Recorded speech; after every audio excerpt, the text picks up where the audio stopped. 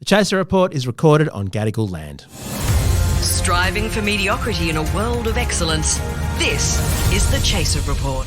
Hello and welcome to the Chaser Report with Dom and Charles. But no Charles today. Instead, we have someone who knows what they're talking about. It is John Delmenico, editor of The Chaser, who's jumped in while Charles is on the way to Adelaide to do that Wankonomics show thing that he's doing. And John, you have subjected yourself to Nemesis, the ABC series about the Abbott, Turnbull, Morrison years. Welcome. I'm so glad you survived. Thank you. Yeah, I thought the one thing that I needed more of in my life was Scott Morrison, Malcolm Turnbull and Tony Abbott. And so now I can share it to everyone else who is smart enough to not put themselves through that. Yeah, because, I mean, Malcolm Turnbull regularly comments on anything. Anytime you want to comment, you just go to Malcolm Turnbull. But Scott Morrison has been pretty quiet since announcing he's buggering off to the States. And Tony Abbott, let me get this straight, John, didn't even want to comment on this. Didn't he want to settle any scores? What's wrong with the man? Yeah, it was a weird choice. For some reason, he didn't want to get interviewed and then have his version of events directly compared to everyone else's version of events. Right, I'm really surprised. Did they get Peter Credlin?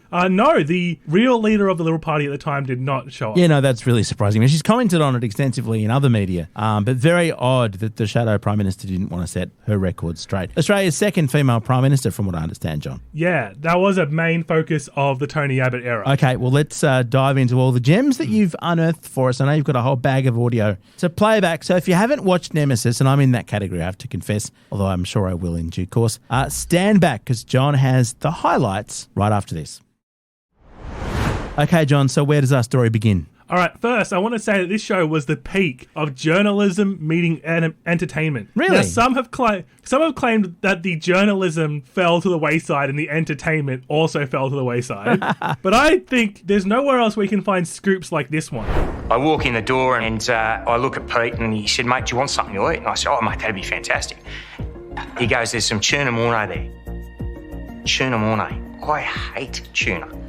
So I said to him, "Mate, you know what? I might order some pizzas as well. What about that?" Didn't want to offend him, of course, but I just can't do tuna. Oh, John, that's extraordinary. That a division over tuna mornay in the coalition? Where else would you hear about the intricate details of the food being eaten while planning a spill than in this show? I mean, sure, the show didn't get into mentioning anything about like any of the rorts, the defamation suits, the prayer room, the drought relief water that didn't exist, or anything to do with like Scott Morrison's beef with Grace Tame. But they got to the real issue of the tuna mornay. So there was no side eye, but there was a bit of a stink out of the tuna. Yeah, the tuna got about as much airtime as Brittany Higgins. Wow. Okay. So who are we hearing from there? I can't remember his name because I realized I wrote down the wrong politician, but it was one of the backbenchers who helped Tony Abbott and Scott Morrison and Malcolm Turnbull organise the spill against Tony Abbott. Was it Craig Laundy? It sounded a little bit Laundy-esque. Maybe. It sounded like someone who owns pubs, basically. So not only do we get great scoops like that, we also get great analysis from people who are inside the rooms at the time. Like the fact that basically every politician agrees on one thing, which is that they didn't make mistakes, and if there were hypothetical mistakes, it wasn't their fault. Great. Barnaby Joyce gave us some real insight into how intelligence works.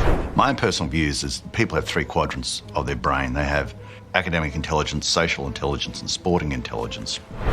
Did he just say 3 quadrants? Yeah, 3 quadrants. Quadrants famously a division into 4. I don't know which of the 3 quadrants caused him to think that there was 3 quadrants. Yeah. Is there a 4th quadrant called alcohol? Is that what we're talking about here? Well, did he give the interview from the planter box? Because that would have been very on message for this week. No, I think he might have done this while he was having the medication and just before he had the alcohol with him. Amazing. So, I mean, that's relatively lucid for Barnaby. I love that. Yeah. I love that sporting intelligence is like up there with everything else. Anyway, so there you go. That's There was one thing with Barnaby that I wanted to clip up, but it genuinely would have just taken up too long for a podcast. Oh, yeah. Which was at the start of every episode, they would be like, "Oh, give us a one-word description of the Prime Minister," and he would just give a full sentence. But he would just he would like halfway through realize he's supposed to give a word, so then he would speed up the rest of the sentence. He's not a man. Like, you can't tell Barnaby what to say. People have tried for many, many years. You can't. I love that they went, okay, let's ask him just for a one-word answer, because they probably knew that would give them, like, it'd be only 5 or 6 minutes, the answer, if they did that. The show itself, just like Brains, split up into 3 quadrants.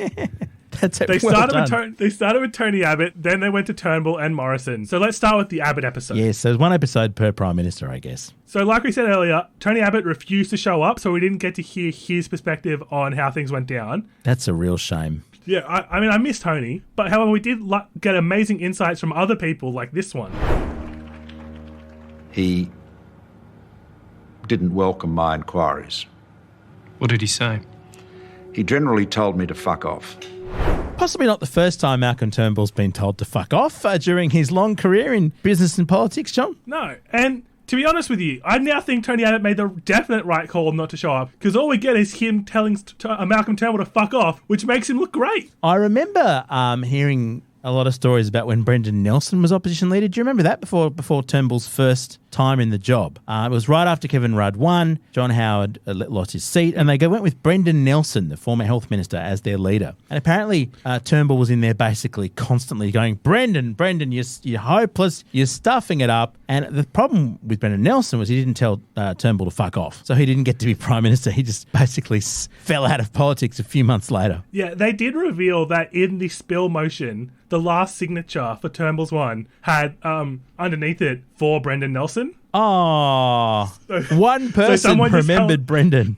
Yeah, someone held on to that grudge for years and a whole other leader in between them and just used that as the last knife. That's extraordinary. Okay, I would love to know who that was. Anyway, the ghost of Brendan Nelson, remembered by one person in the party room. But of course, there was the main shocking revelation that was most of the episode, that Peter Credlin secretly ran the show. No. I know, shocking. And that the attempt to make the public think that Peter Credlin was no longer running the show after the empty chair spill was also just Peter Credlin again.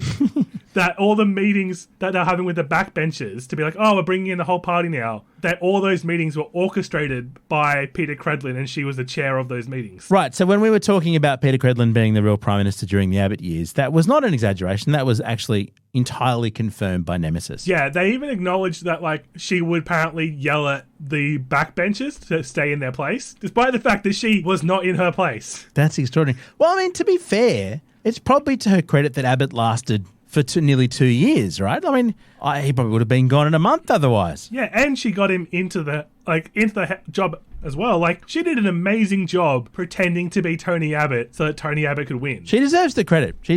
I don't quite understand why, if Peter Credlin was really the Prime Minister, he named that first cabinet, which only had the one female member. Do you remember Julie Bishop, who was there because she was the deputy? Do you think he basically said, if I can't have Peter in the cabinet in a sort of Scott Morrison style, multiple roles, I'm not having any women? No. Yeah, he did. They did show an old clip of him saying that he was very disappointed that the cabinet only had one woman. Sure. As if that wasn't his choice.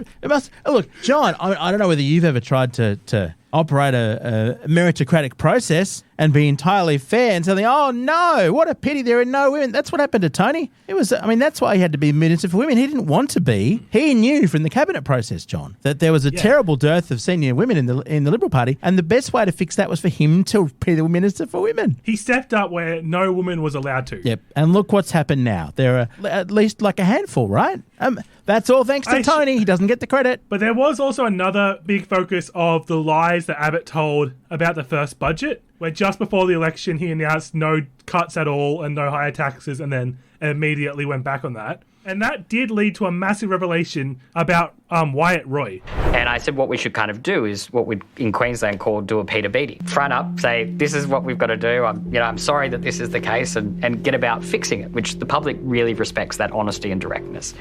And unfortunately, the Prime Minister, Tony Abbott, saw that as a very personal attack, had a very visceral and angry response. He sort of smashed his hands on the table and said, we can't admit that we fucking lied. There's been no fucking lies in this. That's extraordinary. I talked about this actually recently on the podcast, John. Peter Beattie constantly went up and said, it's all my fault. I'm sorry. I had to do this. Don't blame them, blame me. And people loved him for it. Albo could have done that. Yeah. With a stage 3. It's like Albo... That was a weird thing where Albo just refused to take it. Where it'd be like, oh yeah, things are different now. We made a bad call. We're changing it. Boom. Good. But we can also see from there why Wyatt Roy is no longer a politician in federal politics. He didn't understand what Albo does, which is that you can never just front up. That's so funny. Obviously, like, Wyatt Roy, just an amazing character, clearly shown from this, and he wouldn't try to get one over anyone. Also, congratulations to Wyatt Roy, who recently announced that he is the new head of innovation at Neome, working on the line. I know, this is our favourite thing we've ever talked about in the podcast. I didn't know if you were aware of that because I was going to mention it. You might have heard the multiple episodes we've done about the Saudi plan to, I think it's 150 kilometres, the skyscraper they're building in the desert, all in a straight line. Wyatt Roy is running that. And when it fucks up and the construction goes incredibly over time and there are human rights failings, Wyatt Roy is going to get in front of the cameras and say, it's all my fault. I'm very sorry. I had no idea of knowing that a Saudi-run massive project would involve human rights violations. I'm so shocked. Anyway, there you go. He's got a big job. And funny, wasn't he a teenager at the time he was in the Abbott government? Yeah, no wonder he was so naive to think that federal politicians would be honest with their constituents. How funny. Okay. Glad that Wyatt's come out of the woodwork, though. Good on you, Wyatt. You should come on the podcast and tell us about Neome. I'm sure it won't be at all creepy. That could be the next sponsor for the podcast. Oh, so good. All right, love it. Well, there you go. Good to hear from Wyatt, if not Tony Abbott. What else happened in the Abbott episode, John? The other obvious big thing was that there was a leadership spill against Tony Abbott. Yes. And the main revelation from the leadership spill was that Tony Abbott's plan to stop the spill from happening was calling up Scott Morrison the night before, inviting him to his office and offering him the role of deputy leader. Wow. Like, wanting Scott Morrison to challenge Julia Bishop for the role. And again, something that monumental of a fact, you need the great analysis of the people who were there. So here is Scott Morrison's main takeaway. I went back to my office with a friend and I had a curry that night.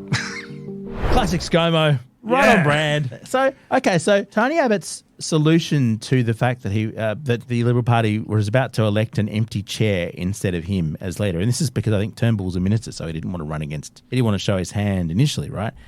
Was to dump the one woman that he had and to go to Scott Morrison, the man who famously, subsequently, as I'm sure is revealed in the Turnbull episode, you don't trust if there's a leadership coup in the wind, right? So to clarify, this was the second spill, not the chair spill. Okay, so this is one that actually main one. That actually got rid of Yeah. But his plan didn't make any sense because the reason he chose Scott Morrison was because Scott Morrison was helping Turnbull with the knifing. Right. And he was helping him do all the numbers. And it's like, but why would Scott Morrison wanting to get rid of you, he would still be the deputy leader if you're gone anyway? Yes. Because that would just be, hey, the person you want to become Prime Minister, do you want to be his deputy? Absolutely. Basically saying, hey, Scott, why don't you knife me in a few months, right? So this is after he'd already lost the empty chair, a point at which everybody understood that it was terminal, apparently, except Peter Credlin, right? Well, that's where Peter Credlin has an amazing idea of pretending that she was no longer running the show. How funny. Okay. Instead of just not running the show anymore. Now, I think it's time we should move over to the Malcolm Turnbull era. Yes, okay, let's just take a moment. After this, the Turnbull era, brief and glorious as it was. The Chaser Report. Now with extra whispers. Okay, John, so this is episode 2, the Turnbull, how long was it? A couple of years? It felt like a blink of an eye in hindsight. Yeah, it was a bit of a short run, and he bragged about how much he did in that short run a lot. But I want to make something clear to the audience right now, because I haven't made many jokes about knifings yet. And that's because, as Turnbull described in this episode, these aren't just leadership spills. They are something far worse. That this is madness. He agreed it was madness. I said this is terrorism. Terrorism? Terrorism! Malcolm Turnbull is a terrorist. I remember hearing this phrase from Turnbull at the time, not acknowledging that he had done it himself, right, to Brendan Nelson and to Tony Abbott. Yeah, terrorists know when terrorists are being terrorists. So he could tell that there was terrorism afoot against him. Look, once you've been part of a terrorist plot, John, you can smell it in the air, can't you? How fascinating. So in this exercise of introspection, I gather that all that they've done, the ABC, is basically, it's the enough rope trick, right? Keep the cameras rolling. Yeah. And at some point, Malcolm Turnbull is going to accuse others of terrorism while not acknowledging having done exactly the same thing. Presumably in his, as with the standard narrative, in his view, he was a freedom fighter who liberated Australia from Brendan Nelson and Tony Abbott. Yeah, he was the hero. He referred to himself as the young hero. Of course. Amazing. So one of the focuses of the Malcolm era was climate policy called the NEG Oh, that yes. never saw the light of day in the House of The Representatives. worst acronym ever. Like, for something you're trying to get people to believe it's literally negging the National Energy Guarantee, wasn't it? Yeah, and and there were people in the clips who clearly understood that other people would be like, "Oh, the neg, short for negative," and they were like, "No, that's not what it means at all. If anyone says that, it's a lie." But Turnbull made something very clear, which is that they never dropped the neg. Now, we didn't drop the neg. People have said we did. We did not drop the neg. We quite specifically said it was government policy, but we were not going to put it into the House this week where we could not be confident that we would get it passed. So it was no more than a tactical retreat. Yeah, okay, all right. Look, he wrote an incredibly long book, I think The Bigger Picture, or whatever it's called, presumably also arguing in thousands of pages of detail that he didn't chicken out on the neg. And No, I mean, he just postponed it and then never postponed it. yeah, and to be fair to his colleagues, I think everyone understands that the main reason they dumped him was because he wanted to do stuff on climate. Yeah. So there you go, Malcolm. You were dumped for the right reason in your colleagues' So view. it turned out being on the moderate side of the Liberal Party and beating out Tony Abbott using the Conservative vote from the Liberal Party sort of meant that his main supporter base weren't agreeing with him on a lot of issues. No one could have predicted that happening. Well, that was the bizarre thing about the second Turnbull kind of leadership, right? Like the first one, he gets rid of Nelson and he tries to use his popularity. And he was very popular at various points. He tries to use his popularity to get up all these moderate things, and then he gets knifed by the Conservatives and they put in Tony Abbott. And the second time around, he's like, okay, I'm not going to do that. I'm not going to make the same mistake as I did last time. I'm going to do a deal with all the Conservatives and I'm going to sign the coalition agreement with the Nationals and agree not to do all these things and not to do same-sex marriage and tread carefully on climate, all these things. And basically cut out the very reasons of his popularity with the electorate, why they put him in the first place. So he basically sealed his own doom by trying not to be doomed like last time. So you have to hand it to Malcolm Turnbull. He found a completely different way to be doomed from the beginning of his leadership the second time around. Yeah, he was an innovator in that field of completely screwing up your own politics. Gosh. Now, the other big focus of the Malcolm Turnbull episode is the allegation from many in the party that Malcolm Turnbull is a two-faced bully. Now, I don't know if this sounds like the Malcolm Turnbull we all know, but also just completely side note, here's a clip of his reaction to finding out that 3 people are changing away from him, which caused the spill that led to his demise. God, Matthias has put on a lot of weight, since 2018. Ouch. Does that sound like someone who would throw random jabs at people and just try to constantly take shots at them when unnecessary? Gosh, why wasn't Malcolm Turnbull in the new Mean Girls sequel? That's quite one from the Burn book. I mean, we can't all drink slimming tea all the time, Malcolm. It is weird because Malcolm Turnbull really tries to paint himself as the victim and everything. But also, the ABC didn't try to edit him in a way that makes him look bad, because there's a lot of the stuff where it was the things would be later proven an hour later in the episode. But it was just they're like, oh, he's a bully. And he'd be like, no, I'm not. And then way later he'd be like, oh, he's gotten fat. At one point he got mad about the politician who ran the same-sex marriage stuff within the Liberal Party and said he was ungrateful because Malcolm Turnbull took away the final speech of acknowledging who won. So he was like, oh wow, so ungrateful that he didn't like me taking all the credit for his work. Malcolm Turnbull's been running the line that he's the father of same-sex marriage in Australia for many, many years now, kind of glossing over the issue that actually he wasn't. He was the father of getting the Australian voters to be the ones who chose same-sex marriage. Well, anyway. Now, before we go into the Scott Morrison years, I want to do a fun quiz with you. Okay. Because obviously all these politicians on Nemesis are perfect sources for information, so I want to see whether you know the truth of what really happened. So I will ask you a question and then give you the source, and you need to tell me what they said. Okay. So the first question, according to Malcolm Turnbull, who came up with the idea and orchestrated the plan for Malcolm Turnbull to knife Tony Abbott? Oh, I assume he's not going to take credit for it himself. Scott Morrison? Correct! Really? It was all Scott Morrison. No part of it was Malcolm Turnbull. I can just imagine Scott Malcolm Morrison sitting back going, denies gee, this. shucks, do you think I've got leadership qualities? Are you sure? You think I'm the obvious man for the job? Really? He did say they had a meeting. So Scott Morrison described it as a meeting of going, oh, I think the budget call was a bad call from Tony Abbott. And Malcolm Turnbull was like, oh, he was basically pushing me to be the next leader. How And extraordinary. it was basically forcing it. And then he did all of it. And Scott Morrison's like, no. And it's weird because it's weird to believe Scott Morrison on something. Well, this is the man who constantly went during the period on Q&A with his leather jacket, right? This is the guy who's basically branding himself as much as he could. And the feud between Abbott and Turnbull is just, it goes back to university. It's hilarious. The fact that Abbott gave, and presumably Credlin, gave Turnbull the job of slowly dismantling the NBN when he was the guy who, was involved in Aussie Mail and getting the internet there in the first place in Australia. What an amazingly slow burn shit sandwich that was. Yeah. And so from there, next slow burn shit sandwich. Question 2. Yep. What was the downfall of Malcolm Turnbull's prime ministership according to Barnaby Joyce? According to Barnaby Joyce. Oh, well, Barnaby Joyce is a massive narcissist. I'm going to assume that it was the bonk ban. Very, very close. Specifically, he said that it was because he criticised Joyce publicly for the affair with the staffer. Oh, wow. So it was that part. Oh, so it wasn't that the ban. It was the bit where he said Barnaby shouldn't have impregnated his staffer. I Yeah. mean, Apparently it's that was- kind of, Office OH&S 101, isn't it? You generally, the boss doesn't approve of you knocking up one of your staff when you hadn't disclosed the relationship at all. Joyce did admit at one point that he was approached about it, and he just lied. Of course, it's like he was none of that. I remember him being all self-righteous about it now. Yeah, it was none of your business. Yeah. None of your business who I have babies with, who's in my office. Yeah, absolutely.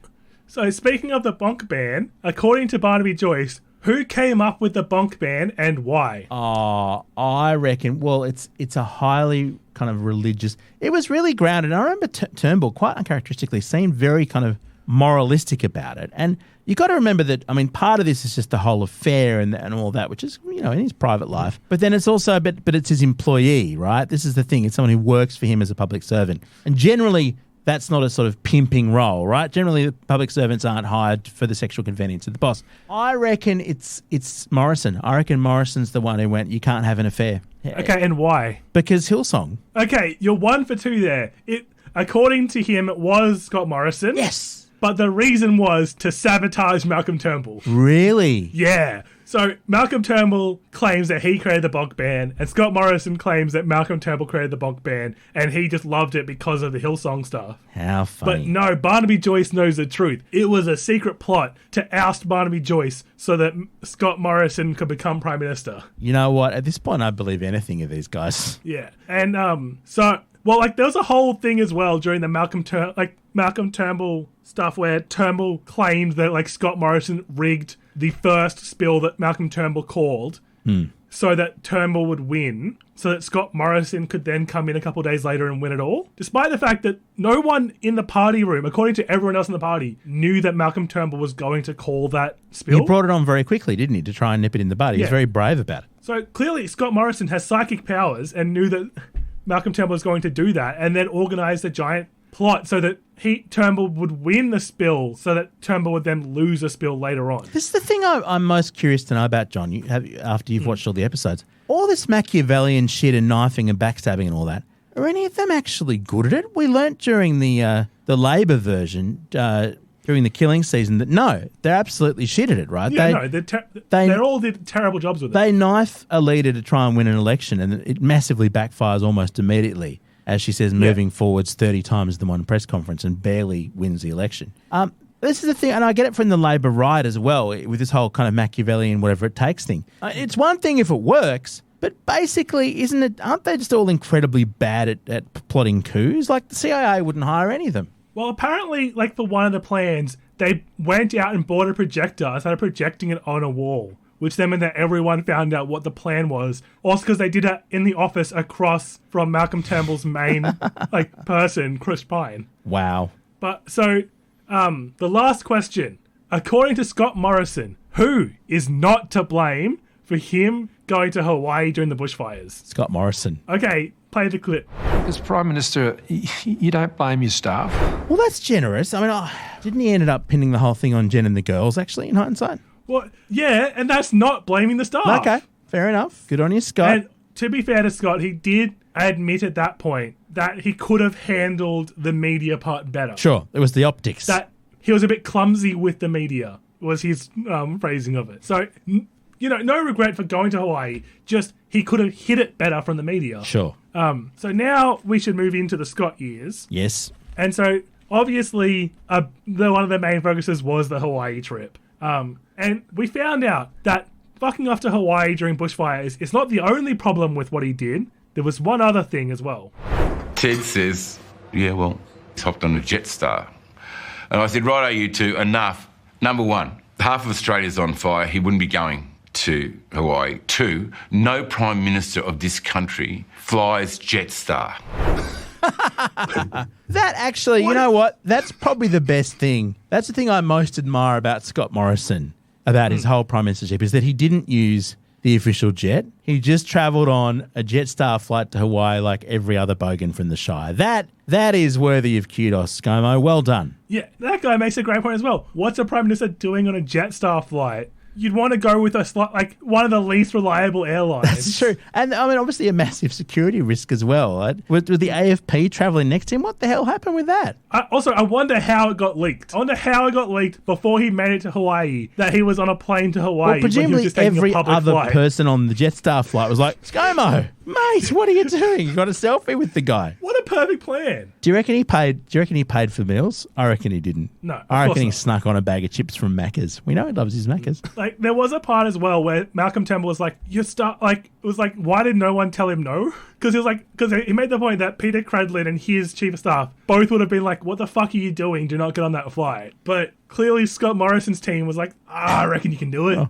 I mean, Scott Morrison reckoned he could do a lot of things when he was Prime Minister, including everybody's job for them. So they barely touched Robo-Dad at all. Yeah. Like, they had one throwaway line during the Tony Abbott episode, and that was it. So the other big Scott Morrison thing was obviously his issue with women, which all the women in the Liberal Party denied happened, but clearly they at least admit there was a perception that he had a problem with women. Well, this is good for Turnbull, isn't it? He had the least problem of women of those three Prime Ministers. I guess that's something. The absolute low bar being less sexist than Tony Abbott and Scott Morrison. Congratulations, Malcolm. Put that in your next book. During this part, Scott Morrison did admit that he made one mistake during his entire prime ministership. Just the one. What do you reckon that mistake was? Oh, gosh, that's really hard. I reckon it was the time he didn't cook the chicken in the curry.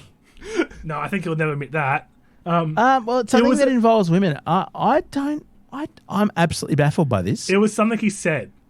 His as a father speech. Oh, yes. Okay. Now, clearly, Dom, what's wrong with that speech? He didn't have the two girls standing next to him at the podium. You're honestly not... You're on the right track of it not being what's wrong with the speech. So here's the clip. Do you understand why many women found that statement a little concerning? I didn't at the time. I was quite puzzled by it. And I actually regret saying it because, frankly, probably I should never have disclosed what Jenny and I talk about. And I didn't want to bring Jenny into that. It was a very vulnerable and raw moment. Yeah, the problem with that speech is bringing up Jenny. I mean, it wasn't a good bit. But yeah, there was the private part of bring up the private conversation part is the only flaw with that, with saying that the problem with covering up an alleged sexual assault is that you might upset the person's dad. Yeah. No, there wasn't much good about that. But it's certainly, look, I think if what he takes from all of this is that he shouldn't constantly bring his wife and daughters as a justification for all the things that he did. Yeah, fair point. And to be fair, he's never used them to defend Engadine. I think we've all learned some very valuable lessons about politicians here that you just wouldn't get without watching like over 4.5 hours of politicians talking to the ABC. And clearly, the problem, I think, with politics is us. You know, Scott Morrison kept talking about how, like, the shooting, we didn't shoot the women, and the Malcolm's a great guy, I have his support, was all just the public misinterpreting things. I see. And obviously we misinterpreted Peter Credlin's role in running the party. We misinterpreted Malcolm Turnbull with him taking credit for everything and taking pot shots at people. We're the problem. Well, in a way, John, there's something to that. I was reading this morning, this is the 4th time the ABC's done this, right? Mm-hmm. It started with Labor in power, and they got Hawke and Keating absolutely just smashing each other. The Howard years, that was the one moment of stability in my entire life, right? I'm 47. The only time this country's ever had a moment when there wasn't just massive knifings going on was during the Howard period. But then during the killing season and this, Yeah, we keep electing people who are sociopaths, who backstab each other all the time. What are we doing, John? Why can't we vote for people who actually have some sort of loyalty and kindness to each other? Or do those people just not become politicians? Those are the ones who get backstabbed. Oh, You don't get anywhere by helping people. You know what this reminds me? The most insightful thing that you've brought to us from the whole of Nemesis is the little moment on a ballot paper when somebody said, for Brendan. Nice guys finished last. Also, if any listeners want to read an actual review of the entire series, not the clips, but also just actually thought out stuff, we'll be. But while you're listening to this right now, there will be a review up on the Chaser website that you can read of a full-on breakdown of the series. Thank you, John, for your service. In many ways, it exceeds several of those prime ministers at this point. I was hoping that me watching terrible stuff would stop when I became editor. Nope, it's the sort of promotion where you still have to do the shit work. I'm sorry, John. John Delmenico there, editor of The Chaser. You can read his review of Nemesis at chaser.com.au. Our gear is from Rode. We're part of the Iconoclast Network, and we'll catch you next time.